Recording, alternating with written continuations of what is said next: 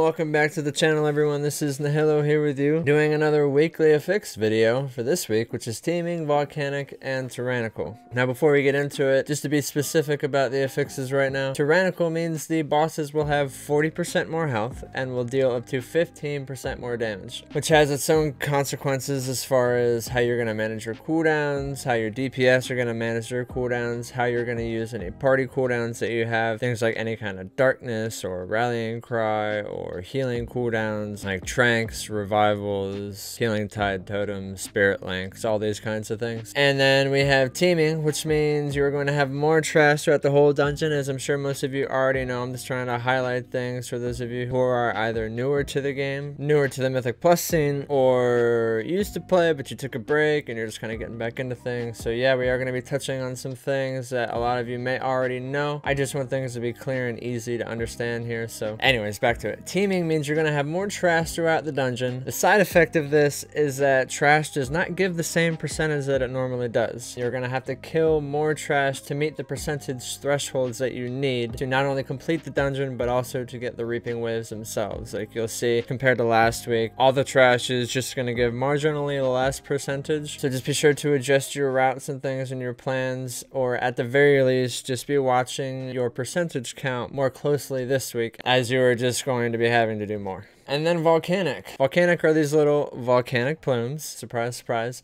that will be spawning out of the ground as you fight things. One side note here before we get into it, reaping does not spawn volcanic. These are only spawned by actual trash. Reaping waves are not affected by the affixes of the dungeon. So as you may have noticed last time, you won't get necrotic stacks off waves, you won't get any kind of bolsters, you won't get any kind of volcanics or explosives off of them. So, but just be mindful if you're chaining extra trash or leftover trash into a reaping wave with that, you will still be having to deal with the affixes of the dungeon until that normal trash dies. So as you see here, we were still getting volcanic plumes until the actual trash that I had before the reaping wave spawned, it was still happening. So just be careful with that, keep that in mind. And the last note about volcanic, more volcanoes will spawn based on the amount of things you are fighting. So if you've got one mob or a boss, you're gonna see a volcanic rarely, kind of like here and there, spread throughout. It's a chance to spawn a volcanic, same for explosive, per mob that you have. So just be careful when you're doing a dungeon like Underrot or a temple. Last boss in Underrot, by the end of the fight, you're going to be getting a lot of volcanic plumes based on the amount of spores that are hanging out and moving throughout the room. So this week, it'll be a little more important to maybe use one of your ranged classes or AoE tank abilities to be helping keep those to a minimum. Things like the last boss in temple, where you're going to have pretty much 4 hexers, a guardian, and like a plague doctor or 2 up most of the time until you're burning things down. Each one of those hexers and the plague doctors and the guardian all have chances to spawn volcanic onto you. So just be very careful and keep that in mind as you're going through fights like this. Now, as a tank, I just want to touch on this as it kind of affects me more than some other people. It's still going to affect your healer especially, and your DPS here and there, depending on the mechanics of the fight. But as a tank, bosses hitting harder and having 40% more health, you really need to be on your cooldown management. You really got to be on when you're going to use your health pots, when you're going to use your health stones, thinking ahead about where your health is compared to when a mechanic's about to come. So like I plan my frenzied regens accordingly based on whatever the boss fight is. Like Goliath here in Waycrest, I really try to time my survival instincts accordingly. Any kind of like shield wall cooldown that you have that's just like a big amount of damage reduction that you can pop on yourself, you want to make sure you're timing that with a crush. Or if you don't have anything up but maybe like an iron fur or like a shield block or a shield of the righteous, yeah, you're still going to be blocking or avoiding these things. But even if you manage to avoid the crush or reduce the damage by a lot, as his stacks get higher, he's still going to be chunking your face off. So be on your cooldown management this week. Be communicating with your healer. Use your external cooldowns like iron barks, your cocoons, your pain suppressions, all of these things. Those external healer cooldowns are there to be used, so please take advantage of them. Do yourself a favor. You don't necessarily have to have all the party cooldowns like I have up here in the dungeon runs that I do, but it is very helpful for keystones. Either the weak aura Zuli's, shout out to Zuli for the weak aura set that he made for party cooldowns for dungeons and raids. I really like it. It's my favorite of any of the ones I've used. You can use Exorcist Raid Tools, that one's still really good, but Zuli's is my favorite by far. It's nice and clean and easy to read. It's got the spell icons next to them,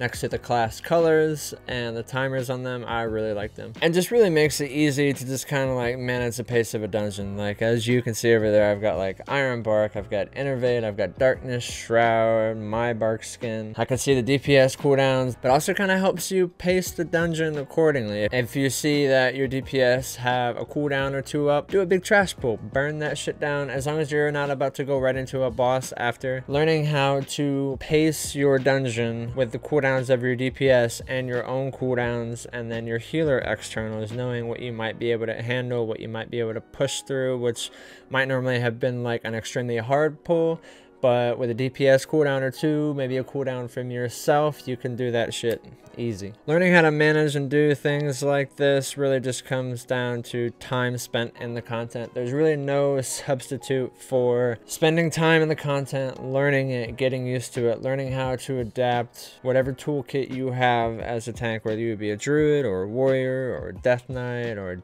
DH, monk, any of these. Learning the mechanics and how to adapt it to whatever you're playing is one of the best things that you can do for yourself. And then once you start to take more of these steps, being more comfortable with yourself and the content, and then as you get more comfortable with things yourself, you'll become more comfortable with managing the run as a whole, balancing your key runs around the cooldowns that your party has available, and all of these things. All of this just takes time. So don't be upset if you might be new to tanking, new to keystones, newer to the game, or you took a break or something. Just hopping into higher hearted keys might not be the best thing for you. There's always more to learn, especially for myself. I'm always trying to keep an open mind to things that I don't know, or to learning some new things, maybe some new strategies, some ideas that somebody else may have that I might like or could work better for me. There's nothing wrong with progression. Learning, working your way up through the content from the easier stuff into the mildly easier stuff into the harder stuff.